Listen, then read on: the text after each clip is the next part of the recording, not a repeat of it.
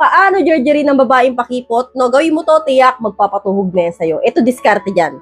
For today's vlog, yan po yung ating pag-uusapan. Pero bago yan, kung hindi pa kita subscribers, click mo na po muna yan. Maraming salamat. God bless po. For today's vlogs, bibigyan ko po kayo ng ilang tips, no, para mabembang ninyo ang babaeng isang pakipot. So, alam ko karamihan sa mga lalaki nahihirapan dahil karamihan sa mga babaeng gustong-gusto nila ay pakipot. So, gustong-gusto nila ng majerjer, pakipot pa.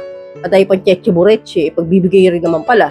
So, paano nga ba ang diskarte sa mga babaeng pakipot, no? So, proceed na tayo hagad sa number 1. Halikan mo sa batok o puno ng tenga hanggang likod, no? Alam nyo, Lods, ang babae, kapag nahalikan po dyan, no, hindi na po nakakahindi.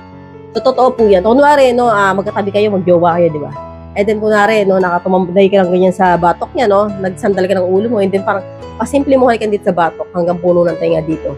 Kahit mild lang, kahit dampi-dampi lang hanggang likod. So, kapag po ang babae nahalikan dyan, ang lakas ng L namin dyan, ang lakas ng kiliti namin, at talaga nga namang, kapag po yan ay nadampian ng halik, para kaming bulating nilagyan na asin. So, posible pong bumigay po kami at magpa-jerjer kapag po kami ay nahalikan dyan. So, hindi po nakakahindi ang babae kapag naumpisahan mo na ang halikan dyan. So, proceed na tayo hagad sa number 2. LP na halikan, no? Siyempre, Lods, no, kapag ka ang babae, no, nagkahalikan kayo dahil magjowa kayo, o kahit hindi kayo magjowa, kahit kakilala lang kayo. Kapag ka na-LP mo yan, no, ibig sabihin po ng LP, laplapan, no? Ibig sabihin, kapag ka nag-LP kayo, yung talaga naman bonggang-bongga na matagal na parang nag-iispadahan, yung mga dila ninyo na naglalaban na parang wala ng bukas, diba, yung mga ganyan, kapag pulods, nadali nyo ang babae sa ganyan, naka-LP-han ninyo ng matagal-tagal, bumibigay po ang babae. So, kaya po importante na ma-LP nyo siya, para po talaga nga namang ma-jerjer nyo siya.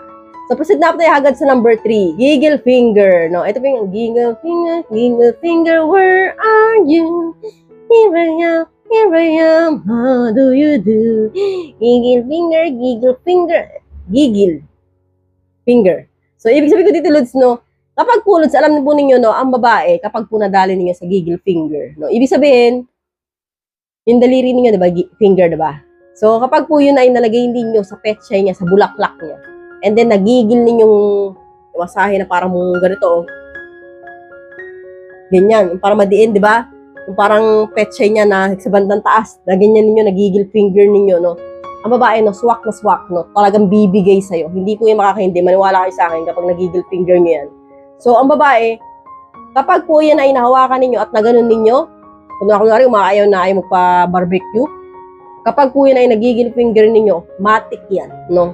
Ibig sabihin ko po dito, Lods, bibigay po yan at kukusa yan na sasabihin niya sa'yo, oh, mag-barbecuehan na tayo. Totoo po yan, Lods, no? Isa po yan sa kahinaan ng mga babae. So, hanggang dito na lang po tayo, mga Lods. I hope you learned something new in this video. More videos to come. So, stay connected and see you again to my next video. God bless. Bye-bye!